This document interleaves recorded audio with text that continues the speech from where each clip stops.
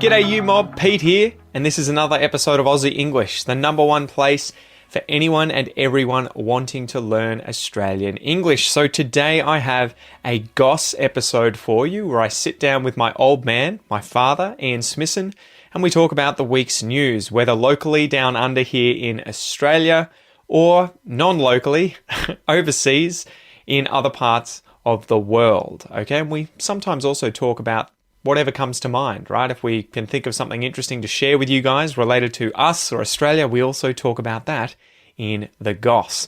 So these episodes are specifically designed to try and give you content about many different topics where we're obviously speaking in English and there are multiple people having a natural and spontaneous conversation in English. So it is particularly good to improve your listening skills.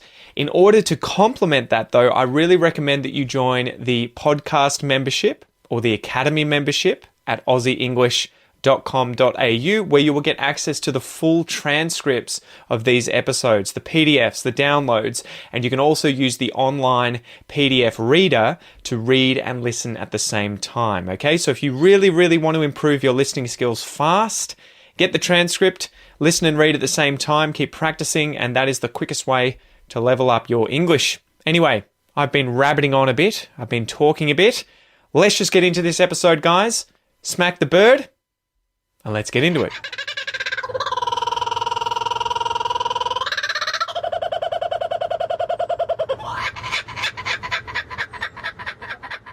Dad, Pete, we're back. we are.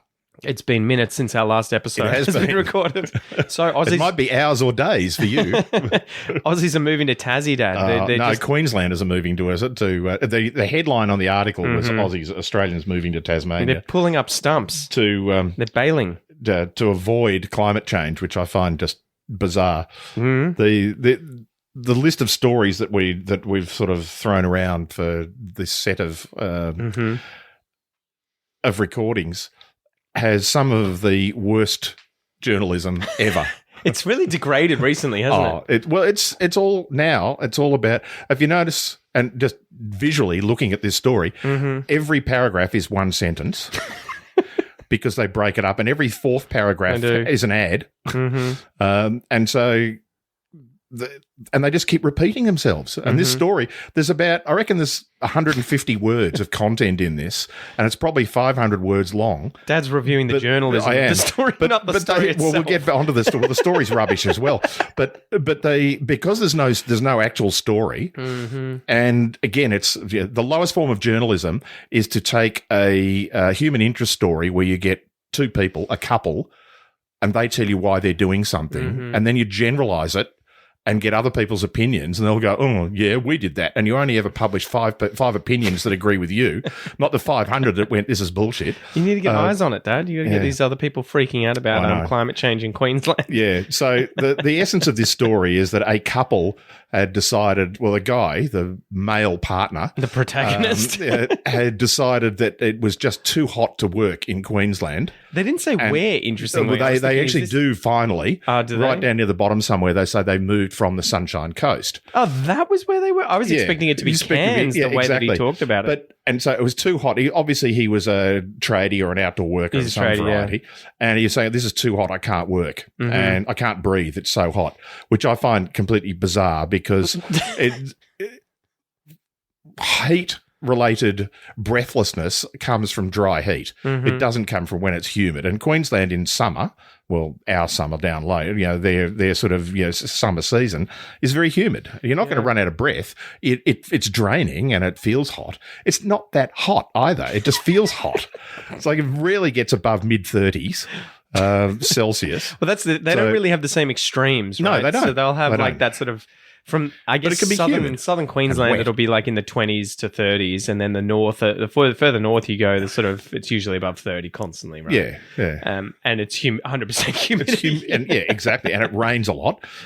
So the essence of this is they've moved to Tasmania, which is obviously the most southerly state in Australia. Just go to Antarctica. And it's cooler, both literally and metaphorically. And that's the story. So these two have decided it's too hot to live in Queensland. And so then the journalist and or sub-editor have decided this is a climate change story. So all of a sudden it's too hot to live in Queensland because of climate change. So we have all these climate change refugees, of which they found about 5 that they could report on agreeing with them. Go, oh, it's too hot in Queensland, so we moved to Tasmania. And then they make the point that they then jump to, well, climate change is affecting Tasmania as well. And they go to a completely different story about some scientific research that is predicting floods and sea levels by about 2090 in Launceston, which is the northern city in Tasmania. So by the time these guys are 110, it'll be a real problem. Exactly. So you just sit there and go, what's the point of this story? Freaking people out, I guess. Yeah. And freaking out Queenslanders, making them think, oh my God. Climate change is real, but funnily enough, climate change is not a temperature-related thing in Queensland. The temperature hasn't increased much. Yeah. It might have, the average temperature might have increased. The challenge is the weather changes, and this is what the problem is, that people are conflating what happens on one day or in one period of weather with climate. Yeah. Climate is decades or centuries of patterns of weather. It's no individual event. It's not an individual event, but it's when you get higher amplitude, frequency, 5 to 10 years with much more rainfall and flooding and stuff, you go, oh, the climate is actually changing. Well, that's what's going to be really interesting, right? With Cairns, Darwin, and Broome, that sort of northern third of Australia, is it going to become effectively unlivable, uninsurable because of just the frequency of cyclones and extreme weather events? And so even if you can live there, you probably won't be able to afford to insure your house or your building or whatever it is. And even if you could, it's potentially more dangerous to live there, and you're just going to get disrupted constantly by these events. So you wonder if there will be a gradual exodus from those places. Well, it possibly will, but again, when you're living in someone who's lived in around Melbourne all my life, a fairly mild climate in a sense. I would call Darwin as a good example an extreme climate in that, for me, a wet season, our summer in the south, their wet season would be unlivable. It would be just unbearably humid and raining every afternoon and thunderstorms and cyclones and stuff. Weird, but that's what it's always been like. Yeah. But it was weird what they were talking about, saying that they get stuck inside 8 months out of the year, just going from building to building for air conditioning, right? Yeah. That was being mentioned somewhere in the story, and I'm like, is it really that bad? Like, no. 8 months of the year in southern Queensland? No. Yeah, so anyway, would you move to Tasmania, Dad? Yeah, I could live in Tasmania. The problem is that it's just isolated. From a climate point of view, it's pretty much the same as living in southern Victoria. It's not as hot over summer, probably no colder over winter, rains a little bit more. Ironically, Hobart has more hours of sunshine than any city in Australia because in summer, because it's so far south, sun rises earlier, sunset is later. But yeah, it's a lovely place, but it's just isolated from the rest of the country. You've either got to fly or get a ferry. On this topic, I guess, of climate change, what did you think of the government's recent bill, or what were they introducing in terms of climate change and trying to reduce emissions by 60 to 70%, I think, by 2035? 2035, yeah. Well, again, it's a commitment. But do you feel like it's enough? I've had a lot of academic friends working in this sort of area of climate change and biology, and they're just like, this is bullshit, it needs to be more. Well, it needs to be more, but the other side of the argument, you hear from people going, what are we doing this for? It's just going to affect business. So I think it was the best they thought they could get away with. Yeah, so that was the cynical... Because the opposition is saying do nothing. Pretty much. So... Great. Yeah. Oh, China's not doing anything. And it's like, well, just because everyone else isn't doing the right thing doesn't mean we shouldn't. That's not an argument for we shouldn't, right? It's like, well, these people are murdering. Why shouldn't we murder? Exactly. It's like, maybe because it's the wrong thing to do. Exactly. And if you want to hold the high moral ground somewhere along the line, and Australia's not been very good at this in climate over the last 20 years, particularly when we've had Liberal governments, where we've made commitments in the past and they've just gone, we're not going to do that. And environment and extinction and all those ecosystem issues. I think you've got to commit to these things and do everything you can. At least it gives them something to base action on. Yeah. Having a target means, well, what action can we take in order to try and meet that target? Even if you don't meet it, or even if you exceed it, great. But at least you can then come up with some action plans. Are you feeling sort of pessimistic or cynical about the future of Australia and climate change, or the future of the world and climate change? Yes and no, which is sitting on the fence answer. Yes, having your cake and eating it too. Yes, because I'm firmly convinced that modern politics is all about popularity. It's got nothing to do with what's best for the country, the world. How do we get in your again? people. How do we maintain power? How you get re-elected. Yeah. And you get re-elected by doing things that are popular to the rather majority than at the things time. that are right. Yeah. We won't touch housing because the majority of voters currently have money invested in housing. Exactly. Yeah. But the moment that changes, Yes. all of a sudden this is a really important issue that we feel like we need to tackle. Yeah. And so all of those sort of environmental issues, whether it be taking action for climate change or protecting habitat, endangered species, all of those sort of things. And a lot of people look at this and go, why do we care about a regent honeyeater? It's not about the specific species. Exactly. It's about there is indicators for the environment, that if the environment is falling apart, then species end up disappearing. Objectively, no one really gives a fuck about one individual species that no one sees or experiences or has no. But it's if you work on trying to conserve that individual species, it's going to have flow down effects onto the other species and that environment. Right. Yeah. So it's going to help everything in the long run. And if you don't take care of the environments, a lot of the time humans end up suffering. Like this isn't what would you say, a benign or beneficial thing. You're not like, no, I'm doing it for we're the not sake being of altruistic. It's not for the sake of the honey eater and no one else or nothing else.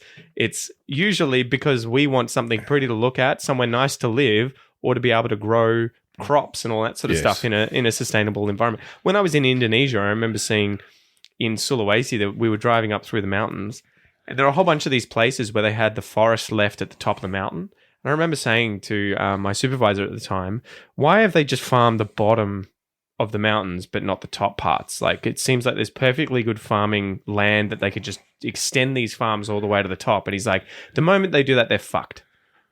Like, it rains and it will just erode the shit out of the entire mountain, and everything is fucked. It will all flow down the river and they won't have anything to farm. So they have to leave the forest. Yeah, exactly. They have to leave the forest at the top of the mountain because they keep producing dirt. The dirt washes down. It keeps all of that nutrients and everything in the farms. And they've worked out that if they keep that balance, that they're not fucked in the long run, right? So it is one of those things. They're not doing it because they're like, God, it's so important to protect the forest. No. They're doing it because they don't. We want to survive.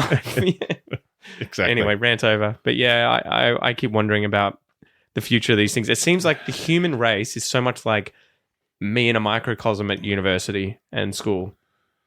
When you every week you go to an exam, you go to a lecture, and the teacher's like, it's a lot easier if you guys just study all year round. Just study after each lecture, and you're like, yeah. And then you go out and get pissed. Yeah. And then at the end of the semester, they're like, "There's an exam. Go to the library, have a cup of coffee." There's an exam in 2 weeks.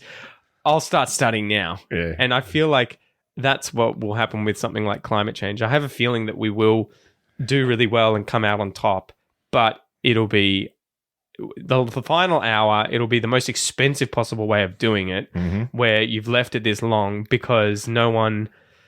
I think it's weird that it's almost like human nature is very averse to suffering pain in the short term for the sake of the long term. We're much more kind of like, or suffering pain in the long term for the sake of our benefit, right? Like we don't want to have to save every single day so that when we retire, we have a certain amount of money. It's like, can't we just wait until we are almost retiring and wait then just save 55 and then save everything? Exactly. It doesn't work that way. Yeah. So I fear that we'll be in that sort of a situation where most countries won't do anything.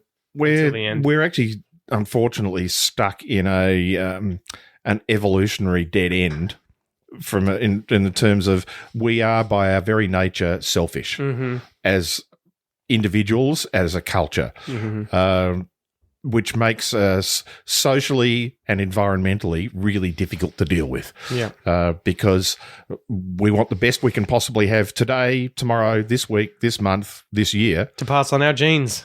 Not. I'm going to do the best I can for 100 years' time. Well, evolution doesn't really select for that, right? It doesn't. No. You don't give a shit about 100 years from now when you're not around and you're 3 generations below you is, there's no selective pressure that really deals with that. And look, evolution by its very nature is retrospective. Yeah. Evolution has only worked on stuff that was happening in the past. Yeah. You don't evolve by having good genes for the future because we can't predict what the future is going to be. Yeah, what was it? That blew my mind. An evolutionary biologist once said it was like you're adapted to your parents' environment. Correct. Right? Like Correct. And so, as it changes. Anyway, all right. That's probably enough for today. I guess it's a short one, Dad. Thanks for joining me.